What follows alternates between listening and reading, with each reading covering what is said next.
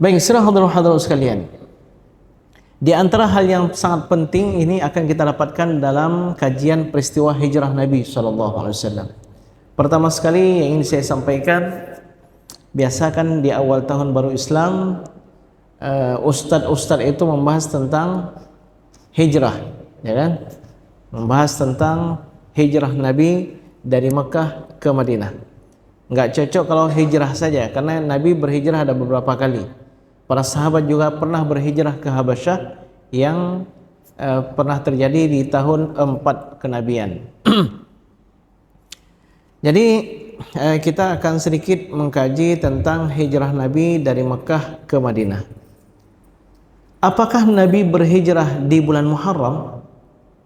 Apakah Nabi tiba di Madinah tanggal 1 Muharram sehingga 1 Muharram kita peringati sebagai tahun baru Hijriah? Apakah benar demikian? Ternyata kenyataannya tidak demikian. Nabi berhijrah dari Mekah ke Madinah di malam Jumat, malam 27 Safar di tahun 14 kenabian. Jadi yang bilang bulan Safar enggak bagus, enggak betul. Karena Nabi berhijrah justru di bulan Safar. Nabi merancang perjalanan hijrah itu sangat menarik, Bapak-Ibu sekalian. Memang ahli strategi yang luar biasa. Kalau kita lihat peta, itu Indonesia di sini.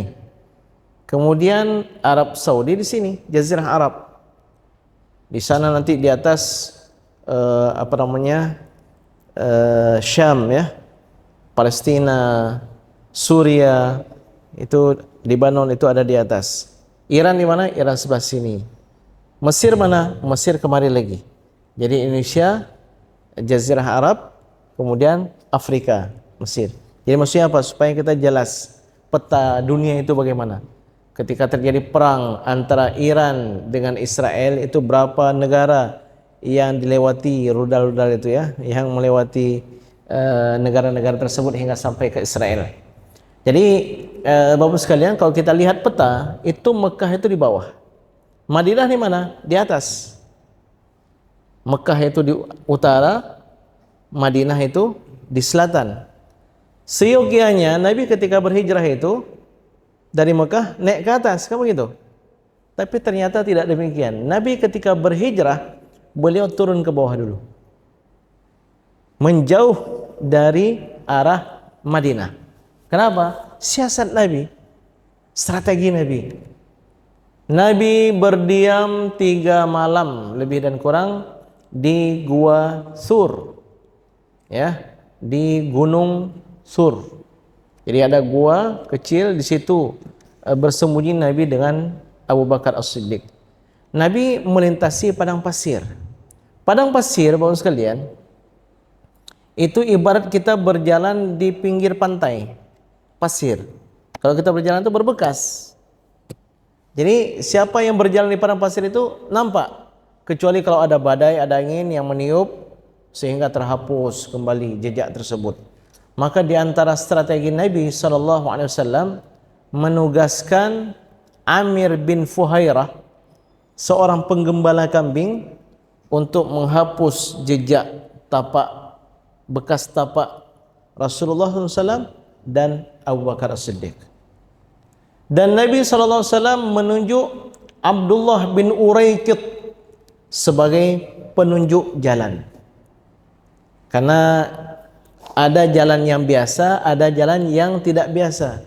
Kalau jalan biasa mudah sekali ketahuan, mudah sekali Nabi itu kedapatan. Kemudian Nabi menugaskan Abdullah bin Abu Bakar As-Siddiq, putra Abu Bakar, untuk mencari informasi apa yang sedang berkembang di Mekah untuk disampaikan kepada Rasulullah SAW. Dan Nabi menunjuk Asma binti Abi Bakar, Asma yang putri Abu Bakar As-Siddiq juga, sebagai pengantar, pembawa makanan kepada Rasulullah SAW. Seorang wanita yang lemah, wanita yang sedang mengandung, ya, sehingga orang nggak akan berlaku yang bukan-bukan terhadap Asma. Asma ketika membawa makanan dan dia akan mengantarkan ke gunung sana. Jadi Asma sedang hamil ini, kalau naik ke atas ini, kalau enggak diikat ini makanan ini akan jatuh. Tapi kalau dia ikat dengan tali pinggangnya ini, dia akan kesusahan karena sedang mengandung. Apa dilakukan oleh Asma? Asma belah tali pinggangnya, dibelah dua. Yang satu untuk ikat perutnya, satu lagi untuk ikat makanannya.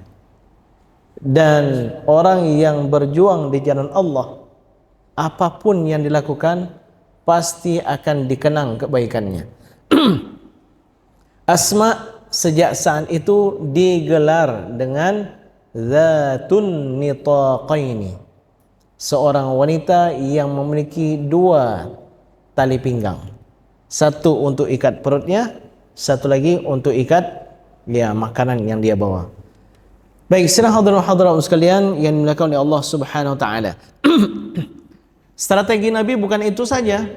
Nabi juga sebelumnya sudah menugaskan Ali bin Abi Thalib untuk menggantikan posisi beliau di atas tempat tidur beliau, agar tidur menggunakan selimut yang biasa beliau pakai.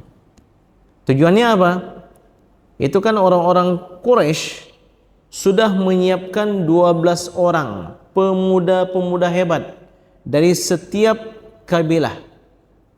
Mereka adalah pemuda-pemuda pilihan untuk menangkap Nabi, dan ketika Nabi sudah tertangkap, ke-12 pemuda tersebut akan menghayunkan pedang mereka serentak membunuh Nabi. Sehingga kalau dituntut oleh Bani Hashim atau Bani Abdul Muttalib, mereka akan menyerah. Kenapa? Karena yang akan dikisos ini bukan satu orang, tapi 12 orang perwakilan dari semua kabilah. Jadi strategi sudah mereka siapkan. Tapi wa makaru wa makarallah. Demikianlah dalam hidup ini. Sehebat-hebat siapapun orang merancang, lebih hebat lagi rancangan Allah Subhanahu wa taala. Selalu keimanan itu bisa mengalahkan teknologi. Selalu keimanan itu bisa mengalahkan ilmu pengetahuan, rancangan manusia. Maka oleh karena itu Bapak sekalian, senjata yang paling kuat yang dimiliki oleh setiap pejuang, termasuk pejuang Indonesia, bukan bambu runcing, tapi apa? Keimanan. Keimanan. Dan biasanya orang-orang yang iman, yang istiqamah di jalan Allah, Allah akan turunkan bantuan untuk membantu perjuangan mereka. Baik, sedang hadirin sekalian yang dimuliakan oleh Allah Subhanahu wa taala. Jadi Nabi berjalan menuju ke Madinah. Sebelum beliau masuk ke kota Madinah, beliau singgah dulu di sebuah perkampungan yang bernama Quba. Berapa lama Nabi di sana? 4 hari. Apa yang Nabi lakukan? Begitu tiba, beliau disambut dan beliau membangun masjid. Masjid yang dinamakan dengan Masjid Quba. Masjid yang pertama sekali dalam sejarah Islam. Sejarah yang dibawa oleh Nabi SAW. Kemudian setelah 4 hari, Nabi melanjutkan perjalanan menuju ke Madinah. Ternyata di Madinah orang-orang sudah bersiap-siap untuk menyambut kedatangan Nabi. Mungkin kita bertanya, Ustaz, kok bisa Nabi itu tiba di Madinah langsung seperti dieluk-elukan begitu, disambut dengan tala'al badru alaina min thaniyatil wada' dan seterusnya. Sedangkan di Mekah, kampung Nabi aja, Nabi terusir. Pengikut Nabi banyak yang disakiti, disiksa. Ada yang dibunuh, Sumayyah, suaminya Yasir. Ada yang disiksa seperti Ammar bin Yasir, seperti Bilal bin Rabah. Ada yang dicungkil matanya seperti Zinnirah, dan seterusnya. Kenapa Nabi ketika tiba di Madinah langsung disebut? Langsung disambut dengan sambutan luar biasa. Kira-kira gimana itu Ustaz? Ternyata sekalian, memang Nabi SAW memiliki strategi yang sangat luar biasa. Ya, tentu beliau juga dibimbing dengan wahyu oleh Allah Subhanahu wa taala. Sebelum Nabi berhijrah, ketika perjalanan Isra dan Mi'raj itu kan Nabi sudah berhenti di Tibah itu. Pertama sekali Nabi naik Burak, ya, singgah tempat yang pertama sekali, salat sunat 2 rakaat, kemudian Nabi berangkat. Wahai Jibril, tadi kita di mana? Tadi kita di Tibah, tempat engkau akan berhijrah. Jadi setelah Nabi diberitahukan hal tersebut, Nabi mengintai kapan penduduk Madinah tiba ke Makkah.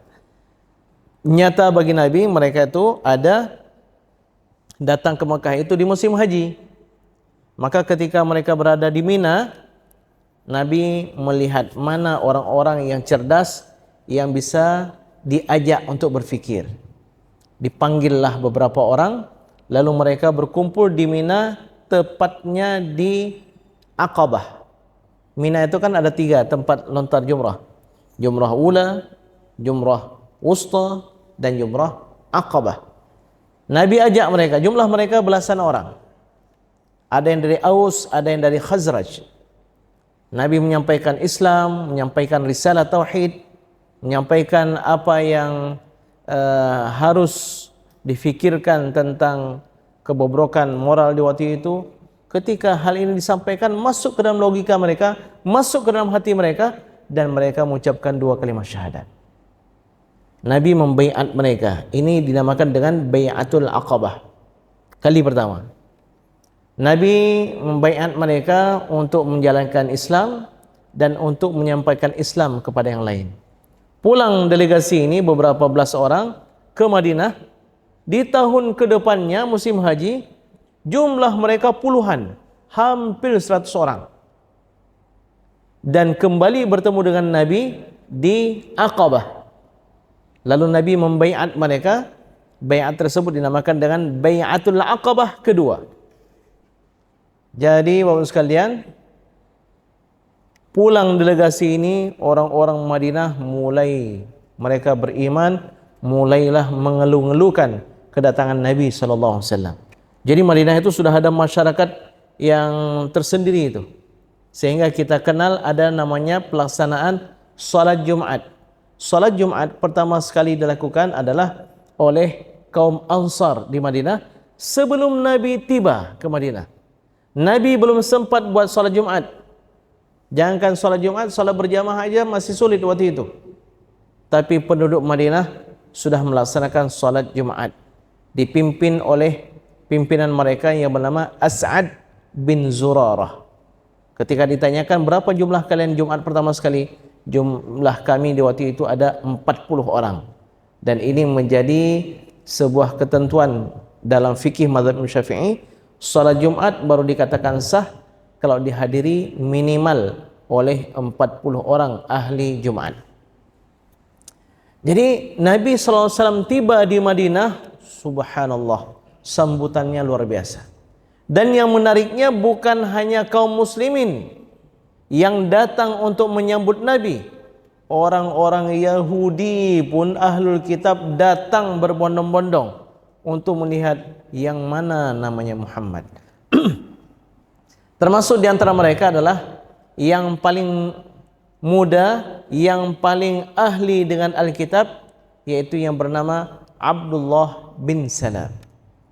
Abdullah bin Salam mengatakan, beliau mengisahkan bagaimana kedatangan Nabi ke Madinah Al-Munawwarah.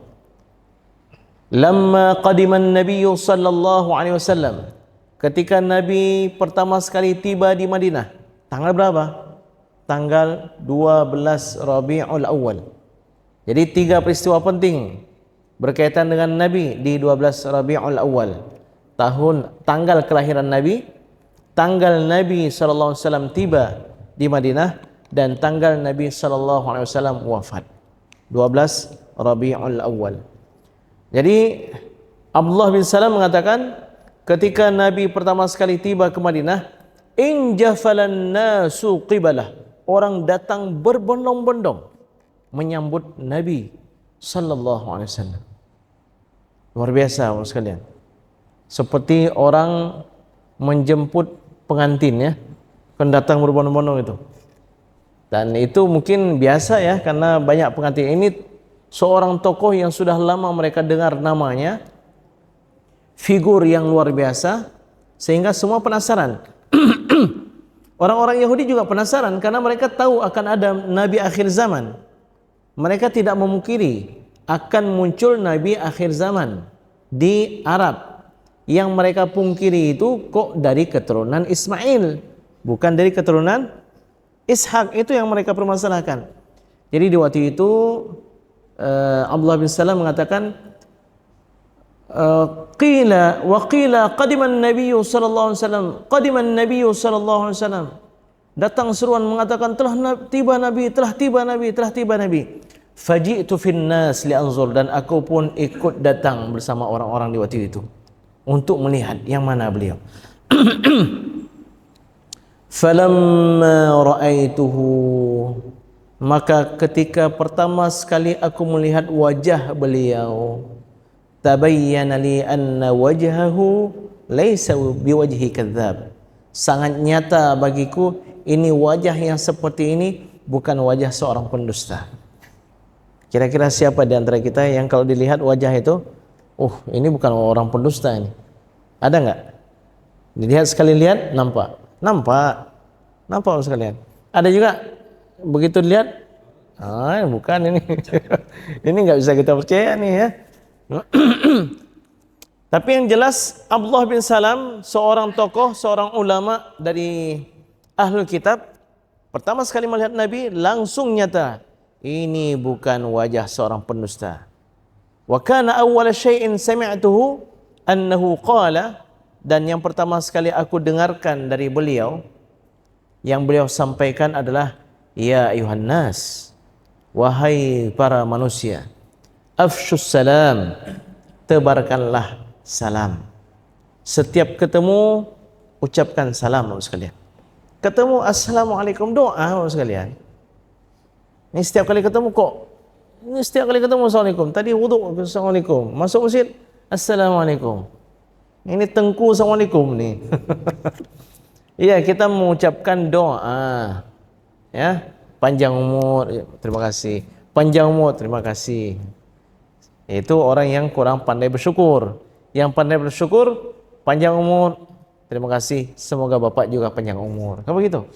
Assalamualaikum warahmatullahi wabarakatuh. Terima kasih. Ini kan kurang bersyukur ini. Assalamualaikum warahmatullahi wabarakatuh. Jawabnya apa? Waalaikumsalam warahmatullahi wabarakatuh. Jadi itu pesan Nabi yang pertama. Jadi Nabi memperkenalkan budaya baru itu berarti. Dari budaya siul, budaya yang memberikan isyarat kepada budaya assalamualaikum. Budaya itu penting sekalian. Jati diri kita. Banyak orang melepaskan diri dari yang namanya budaya, enggak peduli. Sehingga ya, misalnya apa? Keyboard. Keyboard kan sempat menjadi budaya kuat itu sekalian. Karena semuanya diam saja, akhirnya kalau walimah enggak ada keyboard, bukan walimah. Itu, ya. Jadi demikian, kalau seandainya kita diam saja terhadap budaya yang buruk, maka budaya buruk itu nanti akan dianggap itu yang benar. Ketika kita enggak buat yang buruk itu, dianggap salah. Nabi tiba di Madinah langsung memberikan sebuah budaya yang baru. Assalamualaikum. Langsung dikenal. Ketika ketemu, assalamualaikum. Orang kafir, assalamualaikum. Bukan jawabannya waalaikumsalam, waalaikum. Maksudnya apa? Kalian bukan orang Islam ya. Beda kalian. Mau kalian ucapkan salam yang sama, jawabannya beda. Begitu, ya.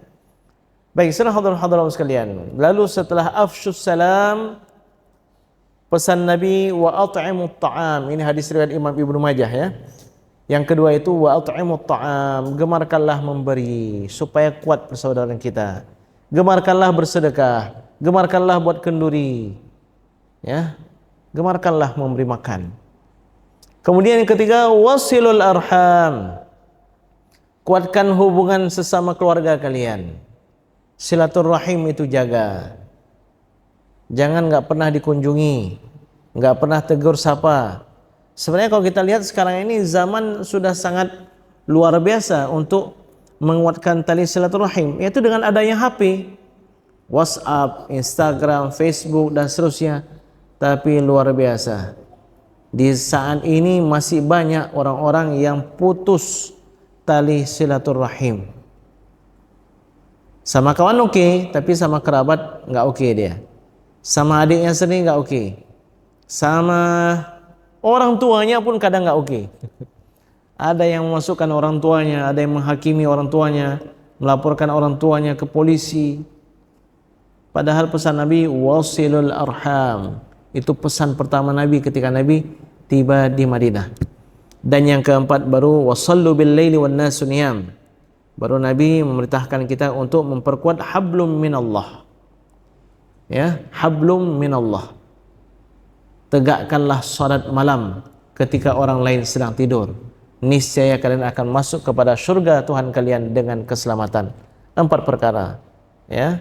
3, hablum minan nas, tebarkan salam, gemarkan memberi makan agar menjadi orang pemurah, gemar bersedekah. Dan yang ketiga, kuatkan tali silaturahim. Dan yang keempat, tegakkan salat malam. Itu pesan Nabi pertama sekali beliau tiba di Madinah Al-Munawwarah. Kemudian apa yang Nabi lakukan berikutnya ketika tiba di Madinah? Di antara hal penting yang Nabi lakukan, Nabi kembali membangun masjid, Masjid Nabawi. Jadi ternyata masjid itu dimanapun tetap itu pusat peradaban Islam. Ya alhamdulillah di masjid kita ini termasuk langka dibandingkan dengan beberapa kampung yang lain. Itu kita ada anak-anak ya yang hadir kemari. Salat maghribnya ramai, Masya Allah.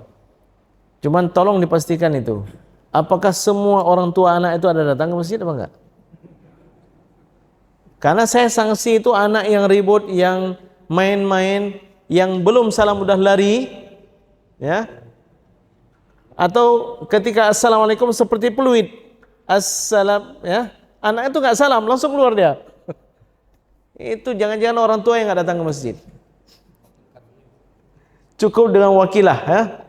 Jadi Bapak sekalian, anak ke masjid nggak salah, bagus. Yang menjadi masalah itu ketika anak dilepas ke masjid. Seharusnya anak dibawa ke masjid, bukan dilepas ke masjid. Bagaimana? Apa perbedaan dilepas dengan dibawa? Kalau dilepas, nak pergi ke masjid ya. Nah, orang tuanya pergi ke masjid? Enggak. Kalau dibawa ke masjid, dibawa ke masjid itu orang tuanya ikut juga ke masjid. Orang tuanya menyampaikan, kalau di masjid begini nih ya adabnya, ketika terdengar suara anaknya ketawa, kamu sini dulu. Bukan ditabok, ya, tapi disampaikan, nah ini masjid yang ribut-ribut. Tadi diganggu sama kawan, kok diganggu menghindar. Jadi maksudnya inilah artinya dibawa ke masjid. Jadi tetap yang dibawa oleh Nabi pertama sekali adalah membangun masjid. Jangan jauh-jauh dari masjid sekalian. Kita saja terasa itu. 1 hari 5 kali ke masjid, berbeda suasana kalau kita pernah menjalani 1 hari yang cuma sekali ke masjid. Atau 1 hari enggak ke masjid. Beda sekalian. Ada ruhnya. Ada pahalanya. Karena ketika kita ke masjid, langkah kanan tinggi 1 derajat. 10 pahala. Langkah kiri menggugurkan 10 dosa. Ringan. Badan kita ringan, hati kita ringan, fikiran kita ringan. Dalam Al-Quran kan demikian. Wa wada'na 'anka wizrak alladhi anqadha zahrak.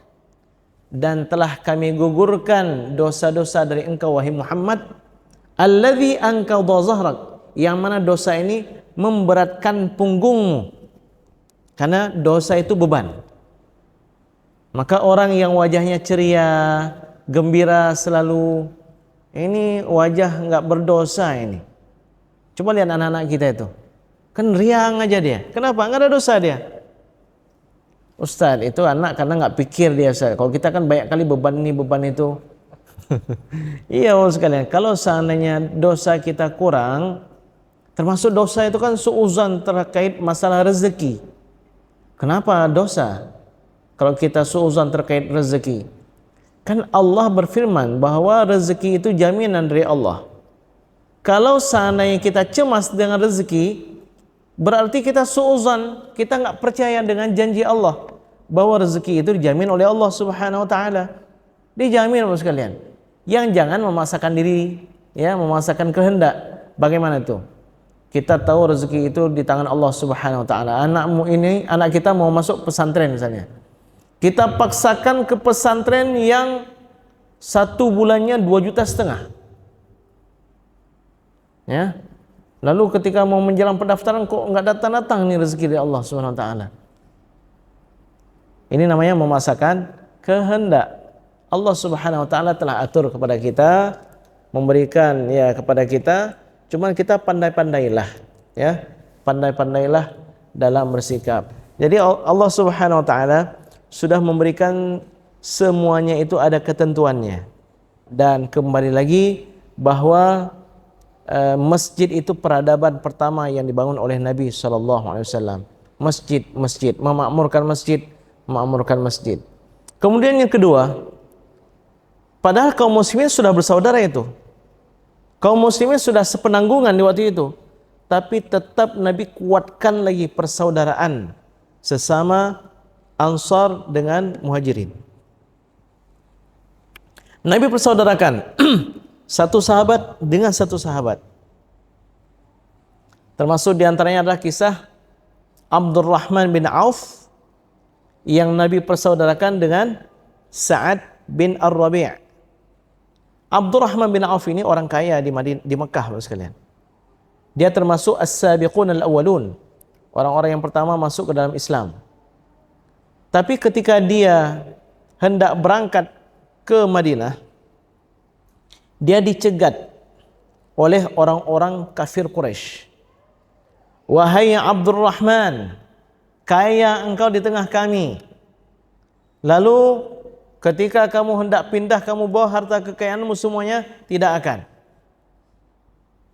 Lalu Abdurrahman bin Auf mengatakan, apa pendapat kalian? Kalau aku tinggalkan seluruh harta aku, apakah kalian akan membiarkan aku? Mereka mengatakan, kalau engkau tinggalkan, berangkat saja engkau, enggak ada masalah. Engkau akan membiarkan aku, tidak akan ganggu aku? Tidak akan. Abdurrahman bin Auf meninggalkan semuanya. Berangkat dan tiba di Madinah, harta yang dia bawa hanya pakaian yang melekat di tubuhnya, sekalian. Bayangkan itu. Kita punya mobil, punya kereta, punya rumah, punya semuanya. Tapi semua kita tinggalkan. Dan uniknya Nabi SAW mempersaudarakan Abdurrahman bin Auf dengan orang kaya juga dari golongan Ansar yang bernama Sa'ad bin Ar-Rabi'. Sa'ad bin Rabi' mengatakan kepada Abdurrahman, wahai Abdurrahman, aku tahu bagaimana kondisi engkau. Wahai Abdurrahman, aku ini orang Ansar yang banyak harta. Lihatlah mana hartaku yang engkau sukai, agar setengahnya aku berikan untuk engkau. Jadi kalau dia punya mobil, ada satu Fortune, ada satu Pajero Sport, pilih. Kamu suka Fortune atau Pajero Sport, ambil satu. Tapi dengarkan jawaban daripada Abdurrahman bin Auf. Abdurrahman bin Auf mendoakan keberkahan.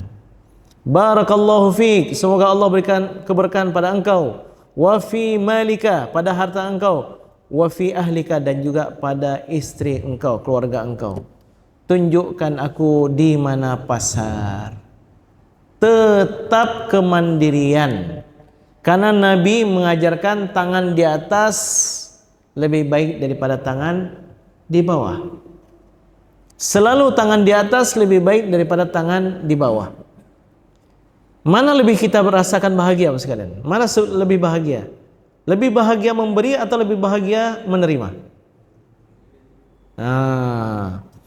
Kalau dalam hati kita rasa memberi lebih menjadikan kita bahagia, ya, daripada menerima, berarti sudah tertanamkan sesuatu yang diajarkan oleh Rasulullah sallallahu alaihi wasallam kepada para sahabat. Bukan berarti kita nggak mau menerima pemberian hadiah dari orang lain. Yang nggak boleh itu mengharapkan pemberian. Itu yang nggak boleh. Tapi kalau diberikan, tahadu tahabbu, kata Nabi. Salinglah kalian memberi hadiah, niscaya kalian akan saling berkasih sayang. Jadi para sahabat itu, kalau mereka diberi hadiah, apa mereka lakukan? Mereka akan bagikan atau mereka akan balaskan dengan hadiah lain.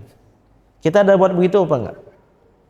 Sehingga pesan Nabi kepada orang-orang yang tidak memiliki apa-apa, jika menerima hadiah dan dia tidak mendapatkan apa-apa yang bisa dia berikan, maka hendaknya minimal pemberiannya adalah doa, ucapan jazakallahu khairan.